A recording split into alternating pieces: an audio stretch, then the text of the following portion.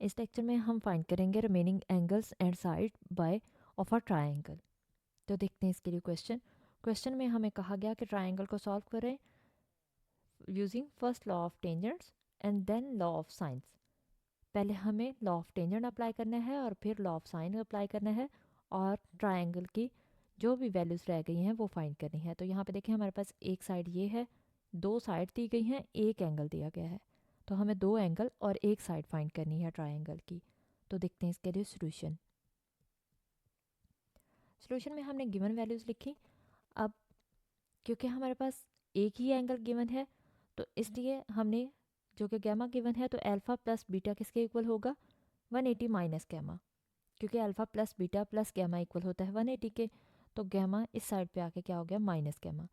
Gamma की हम यहाँ वैल्यू पुट करेंगे तो 180 में से इसकी वैल्यू माइनस कर देंगे तो कितना आ जाएगा हमारे पास अल्फ़ा प्लस बीटा की वैल्यू आ गई 135 एंड 30 डिग्री 31 मिनट। तो ये इसको हमने इक्वेशन 1 का नाम दे दिया।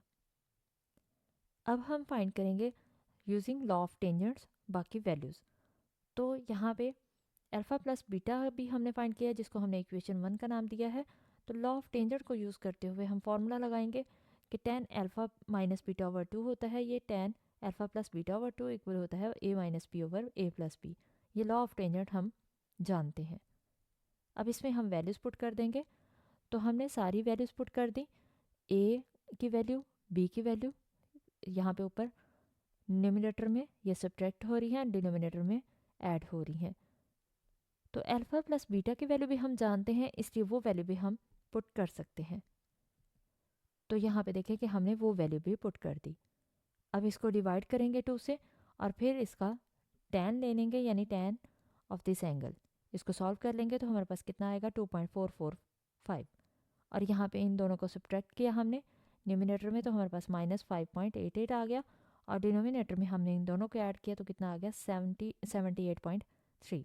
इनको डिवाइड करेंगे तो कितना आया माइनस 0.0751। अब यहाँ पे देखें कि ये वैल्यू डिनोमिनेटर में है, जब इक्वल के दूसरी साइड पे जाएगी तो मल्टीप्लाई में आ जाएगी, तो ये इससे मल्टीप्लाई हो जाएगी। हमने मल्टीप्लाई में लिख दिया, ब्रैकेट का मतलब भी मल्टीप्लाई होता है।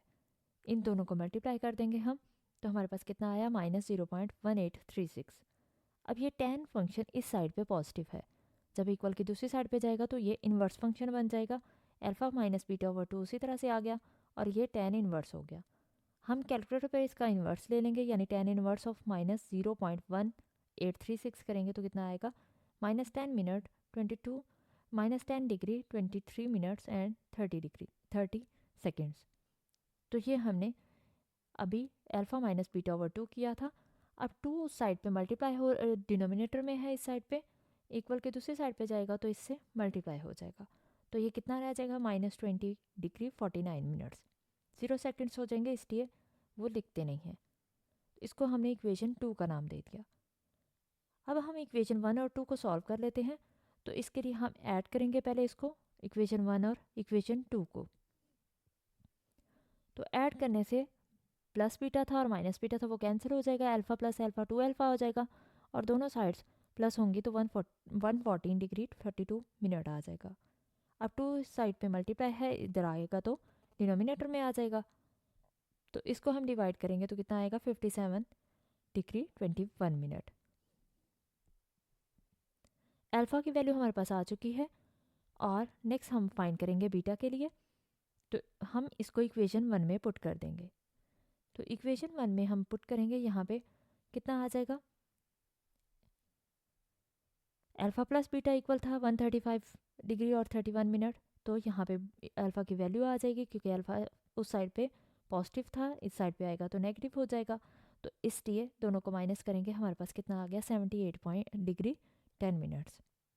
बीटा की वैल्यू भी आ गई है। अब हम सी की वैल्यू फाइंड करेंगे क्योंकि दो साइड्स हमारे पास गिवन है, सी मिसिंग है, तो सी के लिए हम लॉ ऑफ साइंस यूज़ करेंगे।